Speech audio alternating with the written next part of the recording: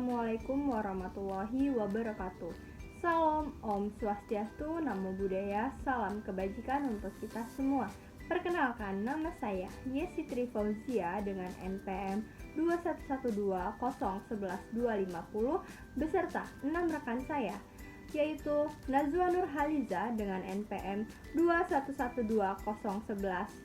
2112011-211, Putri Aprilia Damayanti 2112011-247, Raisa Apsari 2112011-206, Syuja Aufa Parimarma 2112011-267, Fatu Salimi Wijaya 2112011-246, Sakawiranu Naraksuara 2112011-221. Di sini kami dari kelompok 4 mata kuliah Konstitusi dan HAM akan menjelaskan tentang hak asasi manusia adalah sebuah konsep hukum dan normatif yang menyatakan bahwa manusia memiliki hak yang melekat pada dirinya sendiri sejak ia lahir sampai ia meninggal. Hak asasi manusia juga berlaku kapan saja, di mana saja, dan kepada siapa saja, sehingga sifat hak asasi manusia itu ialah universal. Hak asasi manusia tidak dapat dicabut. Dalam hal ini, konstitusi, undang-undang dasar atau hukum dasar adalah sebuah norma sistem politik dalam hukum pada pemerintahan negara-negara. Biasanya dikodifikasikan sebagai dokumen tertulis. Dengan begitu, materi selanjutnya akan dijelaskan oleh rekan saya lebih rinci, yaitu dengan judul materi Bagaimana Kondisi Perlindungan dan Penegakan Hukum di Indonesia Saat Ini. Materi kedua adalah contoh kasus pelanggaran konstitusi di Indonesia, dan materi yang terakhir adalah pengaturan HAM dalam konstitusi di Indonesia. Baik, kali ini saya akan membahas tentang apa itu perlindungan hukum. Perlindungan hukum adalah segala upaya yang dilakukan penegak hukum untuk melindungi hak-hak dari subjek hukum, agar hak-hak tersebut tidak dilanggar, di mana penegakan hukum ini dijalankan sebagai upaya untuk menjalankan ketentuan hukum yang berlaku. Suatu perlindungan dapat dikatakan sebagai perlindungan hukum apabila mengandung berbagai unsur-unsur, yaitu adanya perlindungan pemerintahan terhadap warganya, jaminan kepastian hukum, dan berkaitan dengan hak-hak warga negara. Di samping itu, perlindungan dan penegakan hukum di Indonesia juga penting bagi kehidupan bernegara. Hal ini guna merealisasikan tegaknya supremasi hukum, tegaknya keadilan, dan mewujudkan perdamaian. Terdapat banyak praktik perlindungan hukum di Indonesia. Berikut ini berbagai contohnya. 1. Perlindungan konsumen dalam Undang-Undang Republik Indonesia Nomor 8 Tahun 1969. 2. Perlindungan hak atas kekayaan intelektual atau bisa disebut dengan HAKI, meliputi hak cipta dan hak atas kekayaan industri dalam Undang-Undang RI Nomor 28 Tahun 2014 tentang hak cipta, Undang-Undang RI Nomor 15 Tahun 2001 tentang hak merek, Undang-Undang RI Nomor 13 Tahun 2016 tentang hak paten, UU RI Nomor 29 Tahun 2000 tentang perlindungan varietas tanaman, dan lainnya. Perlindungan hukum juga diberikan kepada tersangka sebagai hak diduga telah melanggar hukum, dan adanya unsur-unsur perlindungan hukum adalah 1. Adanya perlindungan dari pemerintahan kepada warganya, 2. Jaminan kepastian hukum, 3. Berkaitan dengan hak-hak warga negara, 4. Adanya sanksi hukuman bagi pihak yang melanggarnya.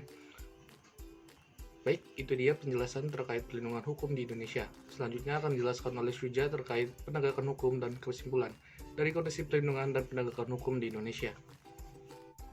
Baik, selanjutnya adalah penegakan hukum di Indonesia. Penegakan hukum merupakan suatu proses dilakukannya upaya untuk dapat tegak dan juga berjalannya norma-norma hukum yang berlaku dan juga telah diatur sebagaimana perilakunya dalam hubungan-hubungan hukum pada kehidupan bermasyarakat dan juga bernegara. Tujuan utama dari penegakan hukum adalah untuk menciptakan rasanya keadilan, kepastian hukum, dan juga manfaat bagi masyarakat. Itulah penjelasan mengenai perlindungan dan juga penegakan hukum di Indonesia. Dapat ditarik kesimpulan bahwasannya perlindungan dan juga penegakan hukum di Indonesia telah berjalan seperti dengan adanya undang-undang perlindungan dan juga lembaga-lembaga penegak hukum yang ada di Indonesia. Materi selanjutnya akan dijelaskan oleh teman saya yaitu Putri dan juga Reisya. Contoh kasus pelanggaran konstitusional di Indonesia. Salah satunya adalah mencoret bendera kebangsaan yang merupakan simbol dari NKRI yang berwarna merah dan putih. Bendera ini termasuk simbol kebanggaan terbesar bangsa Indonesia setelah bahasa dan kebudayaan yang berawal, karena bendera bangsa ini telah mengiringi perjalanan sejarah kemerdekaan bangsa Indonesia, sehingga tidak heran jika bendera ini memiliki nilai sakral dan sangat dihormati. Maka tindakan mencoret bendera menjadi salah satu contoh pelanggaran terhadap konstitusi, karena telah ditetapkan bahwa bendera dan lambang negara serta bahasa diatur di dalam pasal 36 UUD 1945. Maka segala bentuk perbuatan dikategorikan melecehkan keberadaan bendera negara adalah merupakan bentuk pelanggaran konstitusi. Jadi, tidak dipungkiri lagi bahwa perbuatan ini dikategorikan sebagai pelanggaran hukum, akan dikenai sanksi. Contoh kasus dari pelanggaran mencoret bendera merah putih menjadi contohnya seperti berikut. Kasus penangkapan terhadap Nurul Fahmi yang membawa bendera merah putih dicoret dengan tulisan Arab saat demo FPI yang berada di depan Mabes Polri menjadi polemik, sebab jauh sebelum banyak beredarnya di media sosial gambar bendera merah putih dicoret. Sama seperti bendera merah putih yang dicoret dengan tulisan Metallica, Oi, slang atau gambar siluet wajah musikus ternama Iwan Fals. Tentu tindakan tersebut melanggar pasal 68 UU nomor 24 tahun 2009 tentang lambang negara. Sama seperti kasus yang menjerat Nurul Fahmi. Sejauh ini Mabes Polri telah melakukan penyelidikan dan mencari bukti-bukti yang lebih luas untuk menangani kasus tentang Nurul Fahmi. Sekian penjelasan dari saya, terima kasih. Contoh kasus pelanggaran konstitusi di Indonesia. Pelanggaran konstitusi pada kasus ini yaitu adanya pembatasan dalam kebebasan menyalurkan pendapat. Hal ini tentu secara jelas merupakan bentuk pelanggaran konstitusi sebab telah melanggar pasal 28 dalam Undang-Undang Dasar 1945 mengenai kebebasan dalam mengeluarkan pendapat di muka umum. Pada 2014, kelompok Anonymous menguak rahasia sejumlah anggota kelompok rasis KKK dan mengunggah sejumlah identitas secara daring. Sambutan hangat datang dari berbagai sisi, tapi ada saja orang yang kemudian salah menuduh orang lain yang bukan anggota KKK. Ternyata ada bahaya lain terkait pengungkapan itu. Dengan merampas hak kelompok rasis itu menyuarakan pendapat mereka, para peretas itu sebenarnya merusak kebebasan pendapat bagi semua orang. Anonimitas memberikan kesempatan kepada kita semua untuk melontarkan kritik kepada pemerintah tanpa khawatir dihajar balik. Tapi, bukan pengungkap identitas itu yang paling berbahaya, melainkan cara kita memberikan tanggapan terhadap pengungkapan identitas tersebut. Jika kita tenang-tenang saja menghadapi terkuaknya para pegiat yang lantai berpendapat, kita seakan sepakat bahwa ada segelintir orang yang tidak berhak berpendapat secara tidak dikenal atau anonim.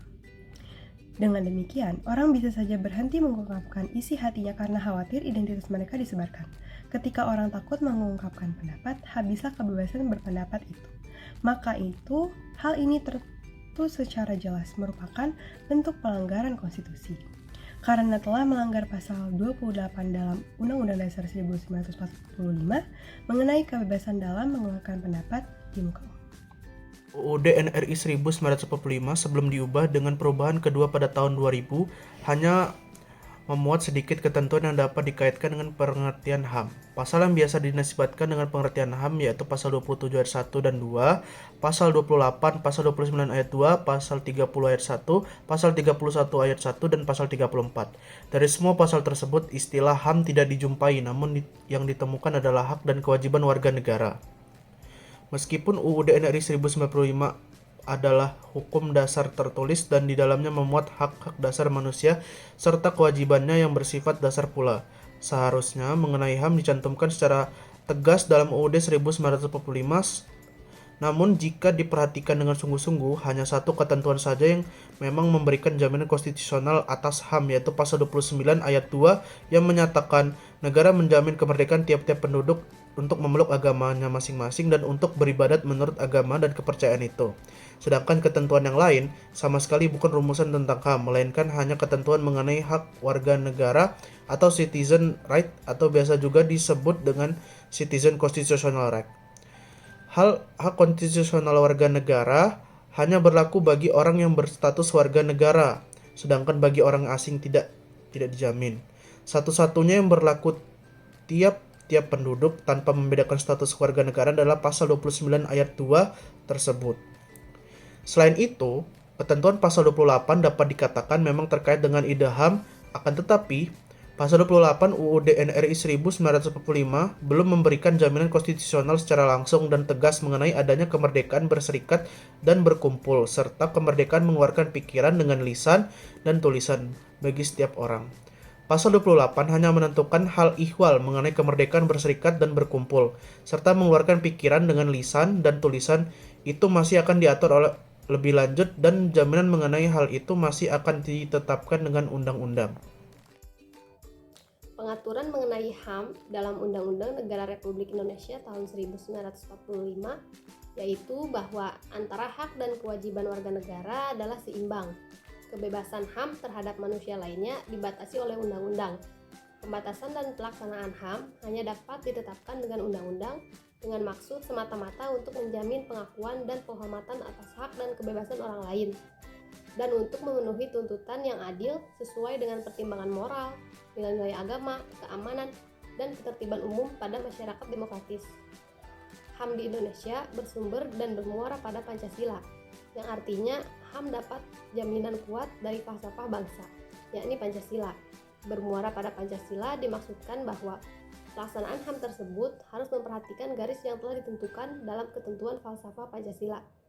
Bagi bangsa Indonesia, melaksanakan HAM bukan berarti melaksanakan dengan sebebas-bebasnya, melainkan harus memperhatikan ketentuan yang terkandung dalam pandangan hidup bangsa Indonesia, yaitu Pancasila.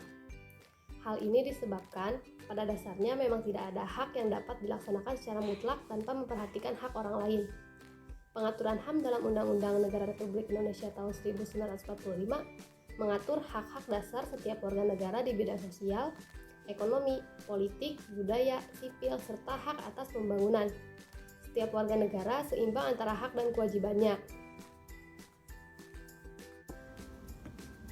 Baik, seperti itu penjelasan dari kelompok kami.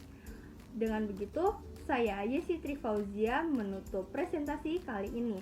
Lebih dan kurangnya kami mohon maaf. Assalamualaikum warahmatullahi wabarakatuh.